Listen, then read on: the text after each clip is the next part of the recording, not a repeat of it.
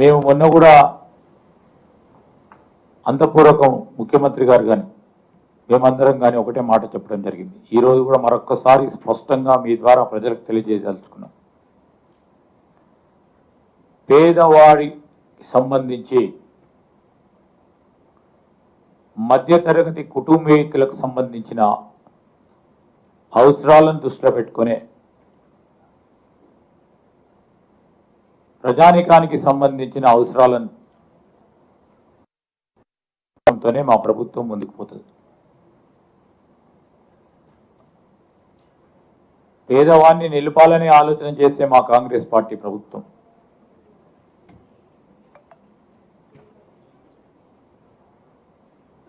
మరొకసారి రాజకీయాలు చేస్తా ఉన్న ప్రత్యేకించి టీఆర్ఎస్ పార్టీ వారికి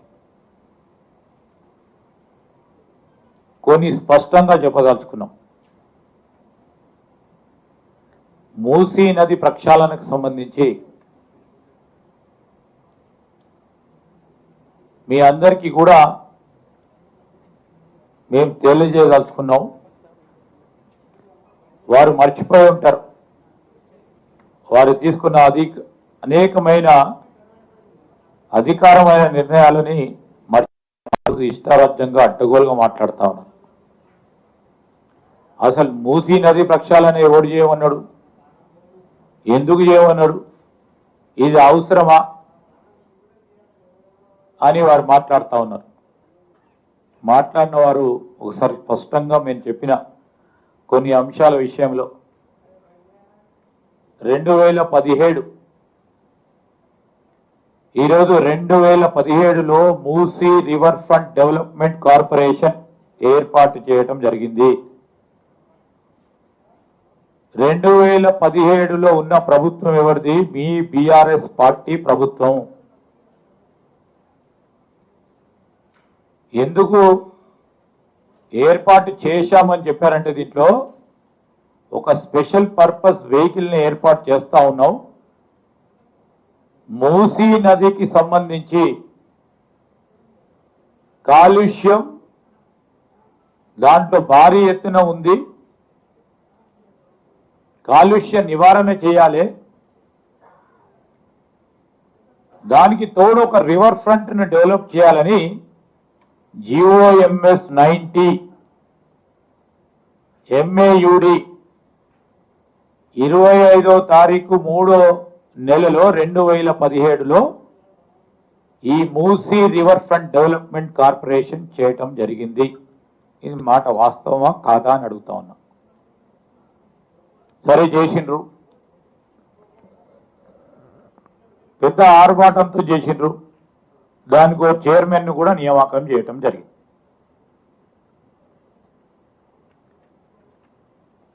రెండు 2018లో ఈ మూసీ నదికి సంబంధించి ఈ ప్రాజెక్టును ఏ విధంగా చేపట్టాలి, ఏ విధమైన కార్యాచరణ తీసుకోవాలని మీటింగ్ ఏర్పాటు చేసుకున్నారు. అధికారులు 9/7/2018 ఏమని చెప్పారు? దీంట్లో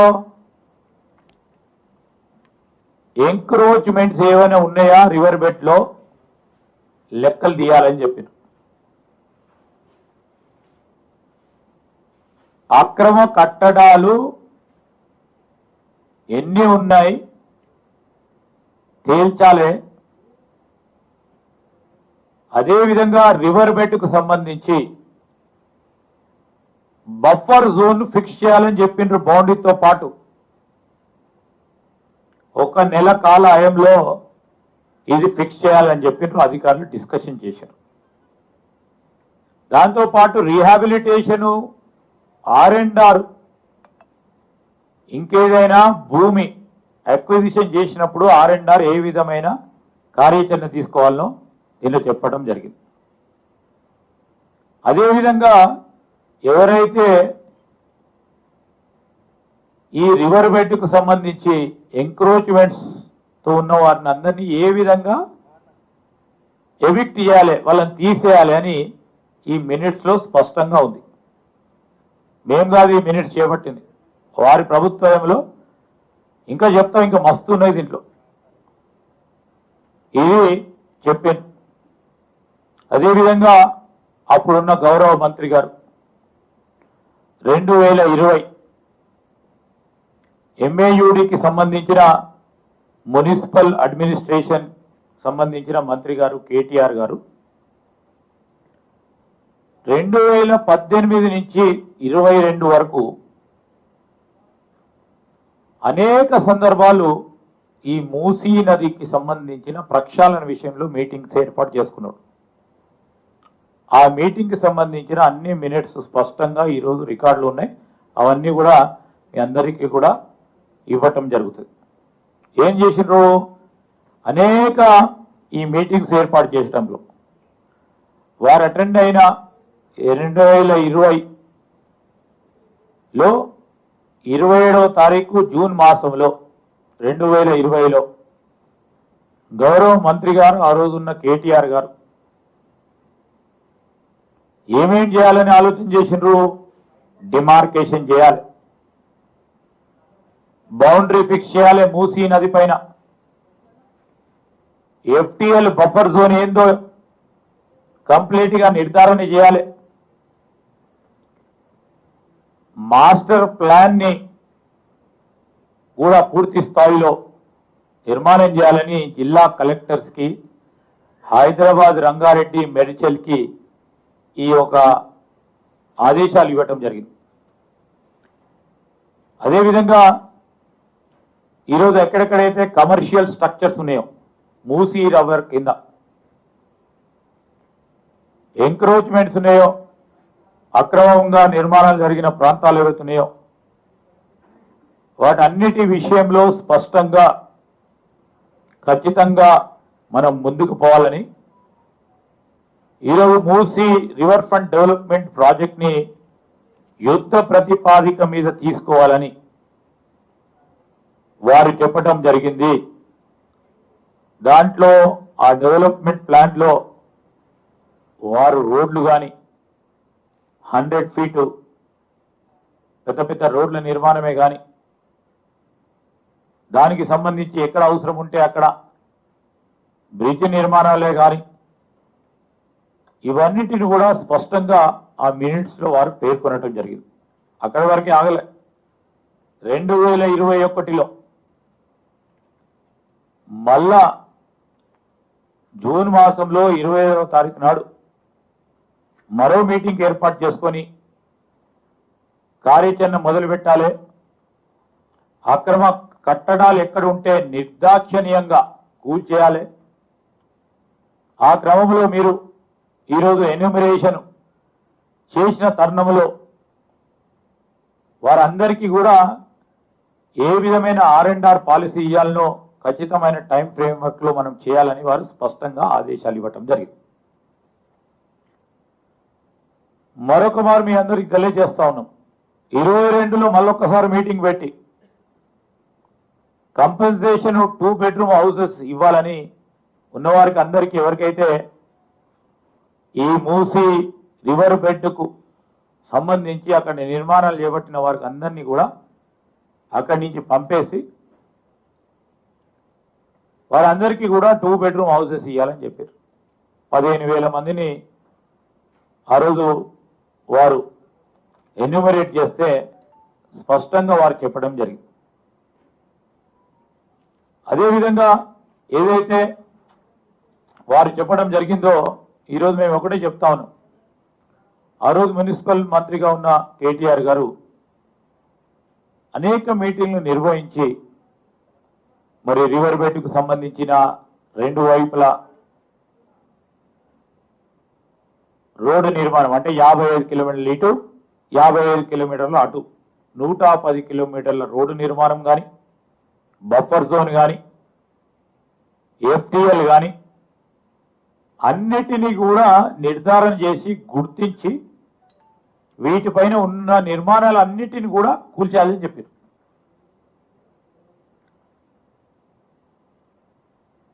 వారి స్ట్రాటజీ పరంగా ఈరోజు ఒక మాట వారు వార్ ఫ్రంట్ లో అంటే యుద్ధ ప్రతిపాదిక మీద అక్రమాలను తొలగించాలని స్పష్టంగా చెప్పింది. అది కూడా అనేక పత్రికల్లో కూడా ప్రచురణ కావడం కూడా జరిగింది. ఈరోజు కేటీఆర్ గారి ఆధ్వర్యంలో జరిగిన మూసీ కార్పొరేషన్ మీటింగ్ లో కూడా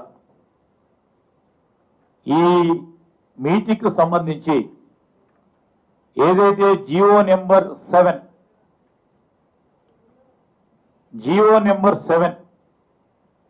2016లో ఒక జియో ఇవ్వటం జరిగింది.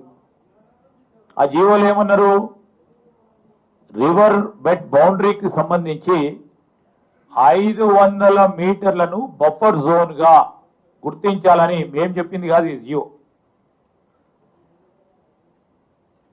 50 మీటర్లను బఫర్ జోన్ గా నిర్ధారించాలని బీఆర్ఎస్ పార్టీ ప్రభుత్వంలో ఈ జియో తీయటం జరిగింది.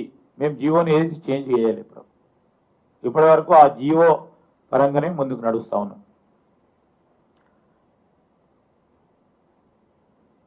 రెవెన్యూ ఇరిగేషన్ అధికారులతో వారు టీమ్స్ ఏర్పాటు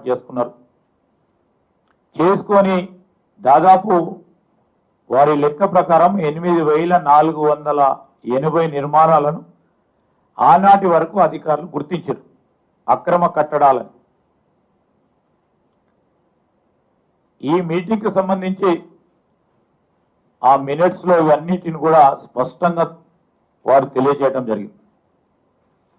అదేవిధంగా ఈరోజు అనేక సందర్భాల్లో మనం పేపర్లో కూడా చూస్తా ఉన్నాం. సరే, ఓ మూసీ నది ప్రక్షాళన జరిగితే పరిశుభ్రమైన నీరు గాలి అందియాలని ఆలోచన చేసిందని మేము కూడా అనుకున్నాం. వారు ముందుకు నడుస్తారని ఆలోచన చేసినాం. పేపర్ల వరకే పరిమితమై మాటలతోనే గడిపిన గత 9 సంవత్సరాలు ఇది కూడా మూసీ నది ప్రక్షాళన కూడా అదే విధంగా నడిచింది. అనేక సందర్భాల్లో మనం చూసిన 2020లో 22లో ఏ విధంగానైతే ఆ మూసీకి సంబంధించిన అటువైపు ఇటువైపు ఉన్న మన అన్నజల్లులు ఆ స్లమ్ ఏరియాస్ లో ఉంటున్న వారు, ఆ లోతట్టు ప్రాంతాల్లో ఉంటున్న వారు ఏ విధంగా ముంపుకు గురైనరో స్పష్టంగా పత్రికల ద్వారా ఈరోజు ఈ విధంగా ఈ ప్రాంతాల్లో ఇదే చాదరగట్ ప్రాంతంలో ఆ ప్రాంతంలో ఇంతవరకు నీటి ముంపు జరిగింది. ఒకటి కాదు, అన్ని పేపర్లో ఈ విధంగా రావటం జరిగింది. ఈ విధమైన వార్తలనే కాదు, ప్రతి ఒక్క పౌరుడు ఈ విధంగా అక్రమ కట్టడాలుంటే వీరికి ఏదైనా ఆలోచన చేసి R&R ఇచ్చి వీరిని ఇక్కడి నుంచి